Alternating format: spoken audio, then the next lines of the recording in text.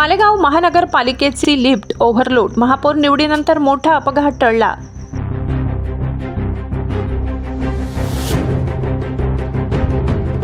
मालेगाव महानगरपालिकेच्या महापौर व उपमहापौर पदाच्या निवडणुकीनंतर महापालिका इमारतीत लिफ्ट ओव्हरलोड झाल्याने मोठा अपघात घडण्याची शक्यता निर्माण झाली होती।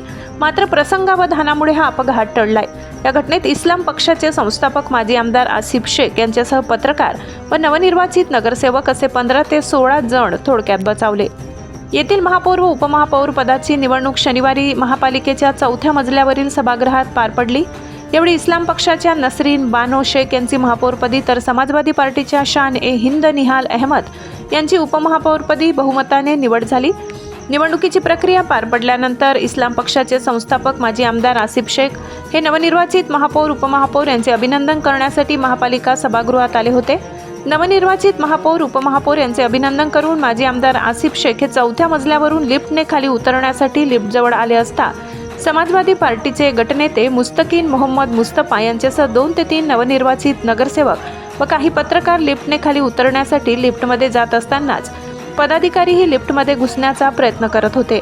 यावेळी माजी आमदार आसिफ शेख हे लिफ्टमध्ये क्षमतेपेक्षा अधिक लोक झाले असल्याचे सांगत असतानाच लिफ्टचा दरवाजा बंद होऊन ओव्हरलोड झालेली लिफ्ट अचानक वेगाने ग्राउंड फ्लोअरकडे झेपावू लागल्याने लिफ्टमधील प्रवाशांमध्ये एकच खळबळ उडाली। त्याचवेळी तेथे उपस्थित असलेल्या कार्यकर्त्यांना लिफ्ट कोसळल्याचा आवाज आल्याने एकच धावपळ उडाली।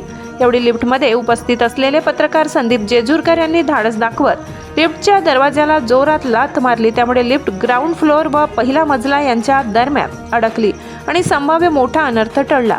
यावेळी पक्ष पदाधिकारी, कार्यकर्ते, महापालिका कर्मचारी, पोलीस तसेच अग्निशमन दलाचे जवान तातडीने घटनास्थळी दाखल झाले। लिफ्टच्या दरवाजाचा काही भाग तोडून शिडीच्या साहाय्याने आत अडकलेल्या सर्व व्यक्तींना एकामागोमाग एक सुरक्षित बाहेर काढण्यात आले। सुमारे अर्धा तास झालेल्या बचाव कार्यामुळे या घटनेत कोणतीही हानी किंवा गंभीर दुखापत झाली नाही। मात्र महापालिका इमारतीतील लिफ्टच्या सुरक्षिततेबाबत गंभीर प्रश्न उपस्थित झाले असून याची चौकशी करण्याची मागणी नागरिकांकडून होत आहे। मराठी केसरी न्यूज नेटवर्क, मालेगाव।